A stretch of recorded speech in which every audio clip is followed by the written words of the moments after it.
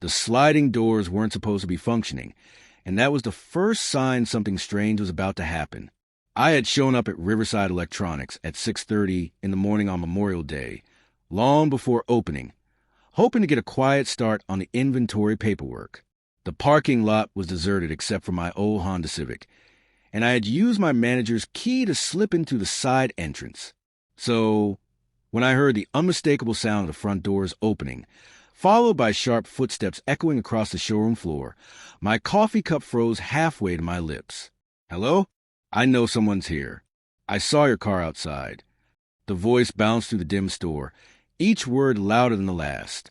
This kind of service is completely unacceptable. Peeking out from the office, I saw her, Patricia Holbrook, 57 years old, though I wouldn't know her name until later.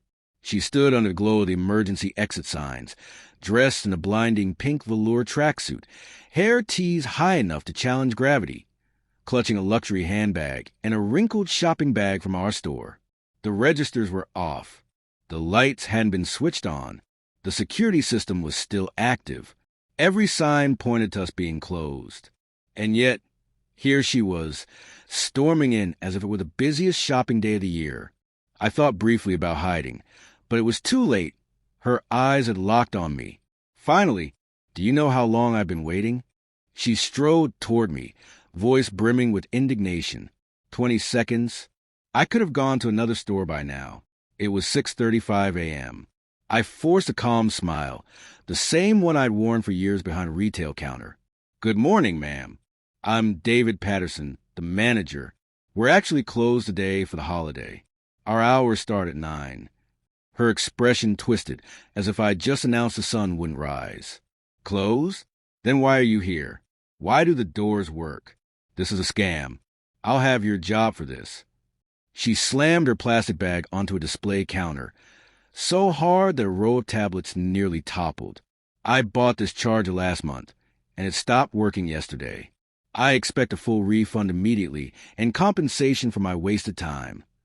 I stayed composed, though inside, I was already calculating how many years it might take to escape retail entirely. I understand the concern, but as I mentioned, we're not open.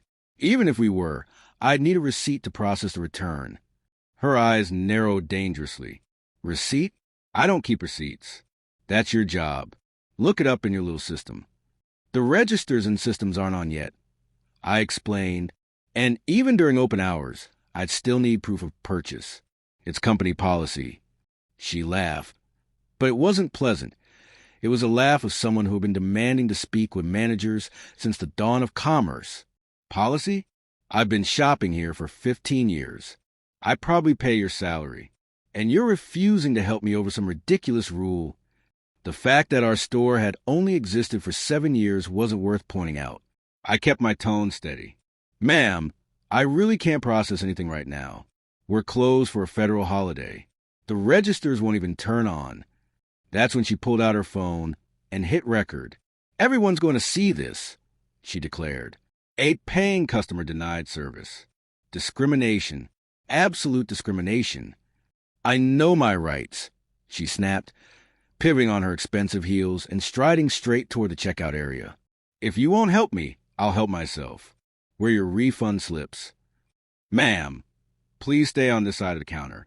That employees only," I said firmly, but she had already ducked beneath the divider with surprising speed for someone claiming discrimination. She began yanking drawers open, tossing warranty papers and rolls of receipt taped to the floor. "Ridiculous.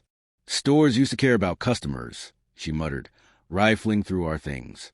Then her eyes landed on the small locked drawer we kept for emergencies, containing a little backup cash in case the register systems failed. Naturally, it was locked, but that didn't slow her down. She snatched a stapler from the counter and began jamming it into the lock, as if she were starring in some low-budget heist film. "Ma'am, stop immediately or I'll have to call police," I warned. She spun around, brandishing the stapler like a weapon. "Do it. Call them. I'll tell them how you trapped me inside this store. The doors open on their own. That's implied consent. My nephew's a lawyer." Not breaking eye contact, I pulled out my phone and dialed 911. She clearly didn't think I would, until she heard me giving the dispatcher our address and explaining there was someone attempting to break into the cash drawer. Her face flushed red, then purple. "Trespasser? I'm a customer!" she shrieked, yanking hard on the lock. To both our shock, it gave way with a metallic snap, the drawer springing open to reveal around $300 in small bills. "Finally," she crowed, scooping out money. 40 for the charger. 60 for my wasted time. Actually, let's just call it 200 for the discrimination and false imprisonment. She stuffed the bills into her designer handbag. That was when 2 officers arrived, pushing through the very same doors that should have been locked. Their expression suggested they were not thrilled about being dragged out on a holiday morning. One, Officer Chen, took in the scene, me by the office, Patricia clutching her handbag like a running back, the pried-open drawer sitting in plain view. "Sir, what's going on here?" he asked. I gestured at Patricia. This woman forced her way in and broke into our drawer after I explained we were closed and couldn't process a return without a receipt. Patricia immediately launched into her defense. "This is a setup. He lured me here. The doors opened, so I came in. I'm a paying customer. I have rights. My taxes pay your salaries." Officer Ramirez, his partner, approached her. "Ma'am, please put the money back and step away from the register." "This is mine," she snapped. "I'm owed a refund. Check the cameras. They'll prove everything." "We'll be checking them," Officer Chen replied, pulling out handcuffs. "But right now, you need to return the cash you just took."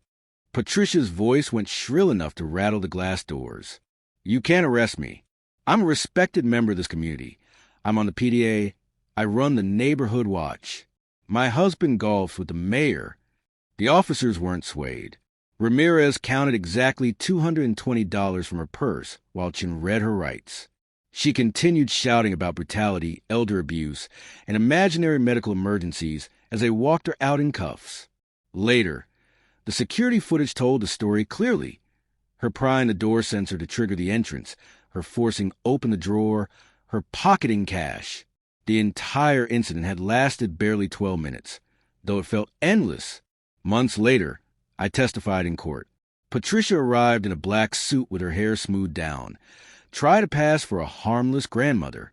Her attorney really was her nephew, though he wasn't particularly skilled. His defense hinged on her being confused by the automatic doors and assuming we were open. The jury needed only 47 minutes. Guilty on all counts: breaking and entering, theft, property damage. The judge, clearly exhausted with entitled behavior, sentenced her to 6 months in county jail, reduced to 3 with good behavior, plus $2,000 in fines and restitution. But the true punishment didn't come from the courts. Someone in the courtroom had recorded her tantrum during the verdict, screaming about discrimination and demanding to speak to the judge's manager. The clip went viral, pulling in millions of views within days. She lost her PDA position, was ousted from a neighborhood watch, and her husband became the butt of jokes at the golf club, where everyone started calling him Refund Randy. Eventually, she deleted her social media after waves of mocking reviews flooded her profile. Ironically, the charger she'd insisted was from our store, worth only $40, turned out to be from Radio Shack, which had closed down 2 years earlier. That discovery tacked an attempted fraud charge onto her list, though the judge waved it off as unnecessary.